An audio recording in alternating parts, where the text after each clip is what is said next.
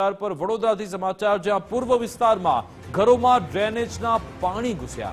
અડધી રાત્રે અચાનક ઘરોમાં ડ્રેનેજના પાણી આવી ગયા। પાલિકાના પાપે અડધી રાત્રે લોકો હેરાન પરેશાન થયા।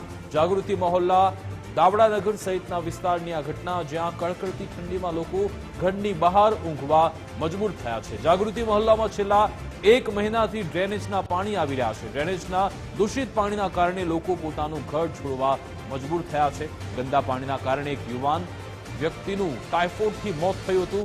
દિનેશ પરમારનું મોત થતા બે બાળકો અનાથ થયા છે। સ્થાનિકોએ કોર્પોરેશન સામે સૂત્રોચ્ચાર કરી વિરોધ કર્યો। સ્થાનિક કોર્પોરેટરને અનેક રજૂઆત કરી છતાં પણ કોઈ નિકાલ નથી આવી રહ્યો।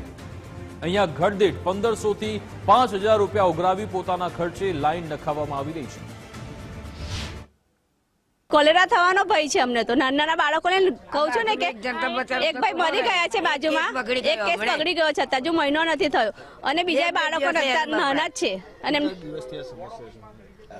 કેટલા દિવસથી નથી, 9 મહિનાથી તો બિલકુલ પાણી હટતું જ નથી। બિલકુલ બધી બહુ જ કમ્પ્લેન કરી છે, વોર્ડ ઓફિસમાં કરી છે, કોર્પોરેટર પાસે ગયા છે, છેક માર્કેટ સુધી અમે ગયા છે। કોઈ જવાબ નહીં કે આ મશીન આવશે તો સાફ કરવાઈશું। એમનું પાસે મશીન આવવાનું છે કે નહીં અમને નથી ખબર। કેટલા મહિનાથી ગટર માટે હેરાન થઈ ગયા છે।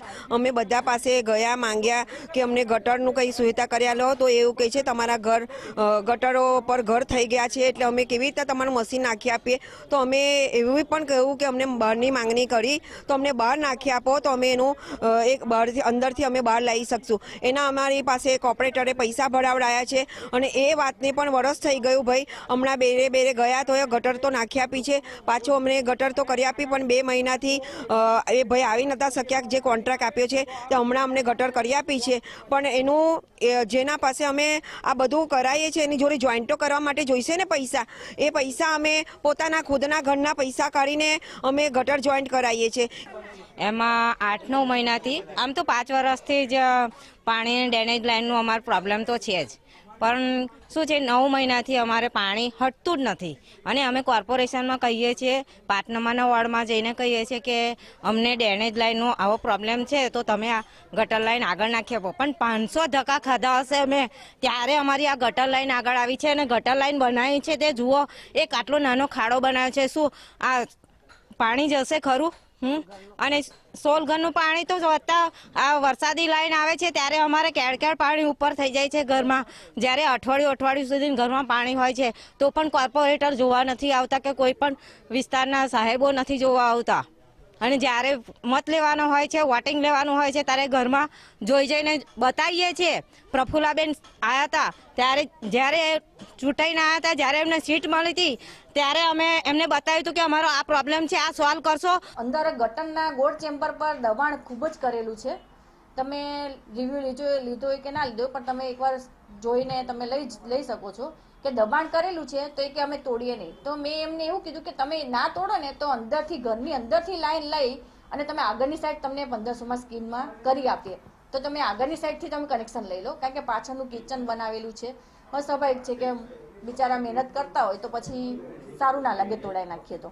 એટલે અમે એવો બી રિવ્યુ આપ્યો અને ત્યાં ખૂબ જ મેં કામગીરી કરી કે હમણાં રોડ બી પાસ કરાયો હતો। ત્યાં વરસાદી રોડ આખો બનાવી દીધો છે છેક પાણીની સવિતા પાર્ક સુધીનો। અને જે મને રજૂઆત આવી છે એ બધી જ મેં કરેલી છે અને ત્યાં રણછોડ નગર કરીને છે એ બી નગર ડેવલપ કરી દીધું છે।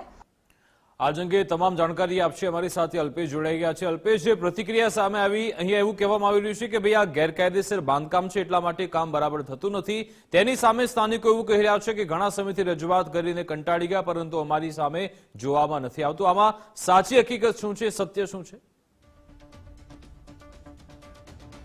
આખો આ જે સ્લમ વિસ્તાર છે ને સ્થાનિકો છે તે વર્ષોથી અહીંયા વસવાટ કરે છે પરંતુ ક્યાંક ને ક્યાંક જે પાલિકાનું જે તંત્ર છે તે અણઆવડતની સાથે સાથે જે નાગરિકોને સુવિધા પાડવાની હોય તેમાં પણ ઊણિયું ઉતર્યું હોય તેવું સ્પષ્ટપણે લાગી રહ્યું છે। કારણ કે જે રીતે જોઈએ તો ભર શિયાળાની અંદર લોકોના ઘરોમાં જે ડ્રેનેજના પાણી છે તે ઉભરાઈ રહ્યા છે। લોકો કહી રહ્યા છે કે અમારા ઘરોમાં 9 મહિનાથી આ જ પ્રકારની પરિસ્થિતિ છે। તમામ સ્થાનિક નેતાઓ હોય અથવા તો અધિકારીઓ હોય, વોર્ડના ઓફિસરો હોય, તમામને રજૂઆત કરી પરંતુ આ જે નાગરિકો છે તેમની સમસ્યાનો હલ ના આવ્યો અને આખરે જ્યારે નાગરિકોએ આજે કોર્પોરેશનના જે કોર્પોરેશન વિરુદ્ધ નારા લગાવ્યા ત્યારે ક્યાંક ને ક્યાંક આ જે કોર્પોરેશનના અધિકારીઓ છે તેમની ઊંઘ ઉડી છે. મહત્વની વાત એ છે કે કોર્પોરેશન દ્વારા જે ડ્રેનેજની લાઇન નાખવામાં આવે છે તેમાં પણ કોર્પોરેશનના જે અધિકારીઓ છે તેમના દ્વારા આજે ગરીબ નાગરિકો છે તેમની પાસેથી 1500 થી 5000 રૂપિયા જેટલી રકમ પણ લેવામાં આવી છે. સ્થાનિકો પાસેથી કોર્પોરેશન છે તે કરોડો રૂપિયાનો વેરો ઉઘરાવે છે, તેમ છતાં પણ ક્યાંક ને ક્યાંક જે સુવિધા આપવાની હોય તે નથી આપી તે વાત ચોક્કસ છે.